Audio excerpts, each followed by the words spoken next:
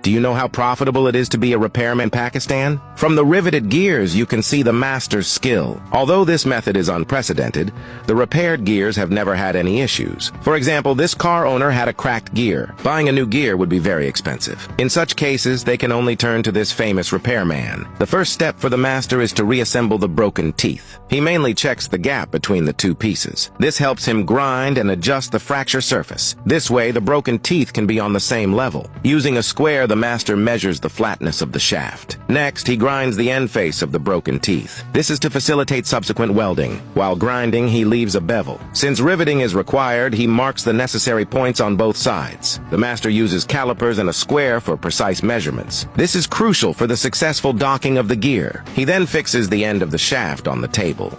He replicates the center line of the end face according to the ratio. To prevent the end face from tilting, he uses a square to compare the level of the teeth. This ensures the correct position for the broken teeth to be joined. Only when the broken teeth remain stationary can he mark the points on the end face of the shaft. At this point, directly drilling would cause the drill bit to shift. So he uses a steel awl to make marks. After confirming with a level, he starts drilling. Using a twist drill, he meets the requirements for riveting. To ensure the rivets fit smoothly into the base, he lubricates the surface with oil. With a hammer, he completes the preparation of the gear end. However, the protruding rivets need to be embedded into the broken teeth. The master uses a bench drill to make holes again. The holes are perfectly level with the rivets. Now he can dock the rivets. It's clear that the previous grinding caused the end face to be incomplete. After a simple knock, he needs to rotate and check. By fitting the teeth with a lathe tool, he confirms if the remaining gap is too large. This prevents any deviation in the arc after welding. For the protruding weld scars on both sides, he uses a lathe to cut off the excess. After cutting, the weld scars are completely invisible.